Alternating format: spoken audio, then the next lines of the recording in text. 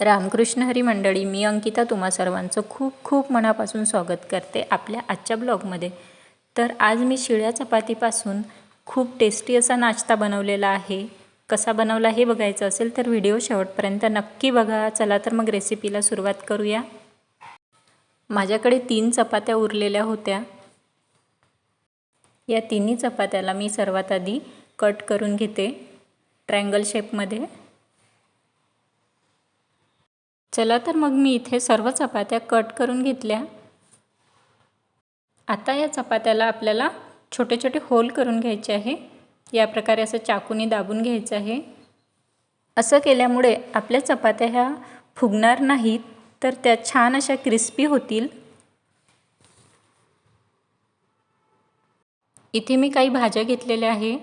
त्यामध्ये टोमॅटो आहे, काकडी आणि कांदा आहे। हे आपल्याला सर्व बारीक चिरून घ्यायचं आहे।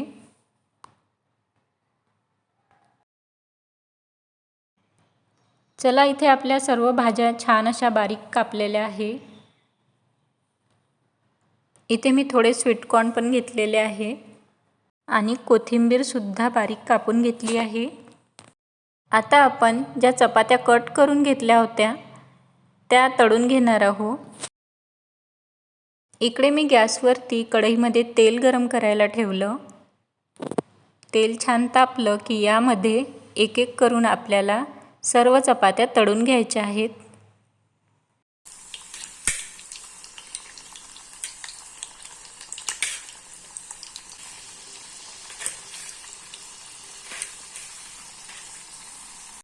छान गोल्डन कलर आलेला आहे आपल्या चपातीला।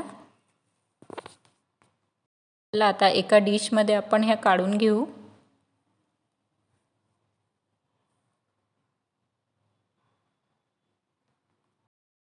अशा प्रकारे येथे मी सर्व चपात्या गोल्डन कलर येईपर्यंत तळून घेतल्या।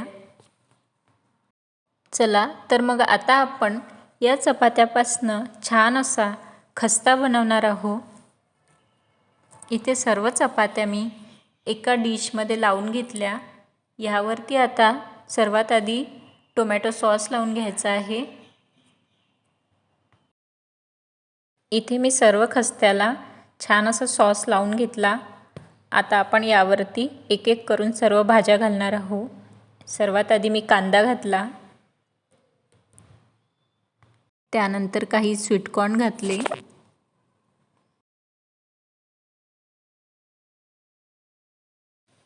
आता टोमॅटो आणि काकडी पण घालून घ्यायची। आता कोथिंबीर घालायची, त्यानंतर थोडं लाल तिखट टाकून घ्यायचं, थोडे शेव घालून घ्यायचे,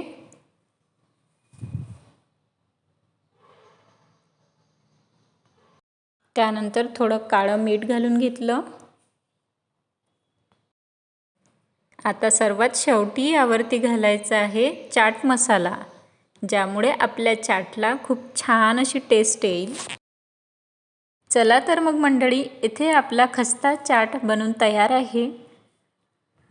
तुमच्या घरी पण अशाच शिळ्या चपात्या उरत असतील तर तुम्ही त्यापासून असाच नाश्ता करून बघा।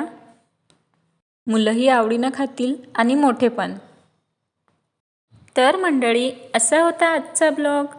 आवडला असेल तर व्हिडिओला एक लाईक करा, शेअर करा, कमेंट करा आणि चॅनलवरती नवीन असाल तर चॅनलला सबस्क्राईब करायला विसरू नका।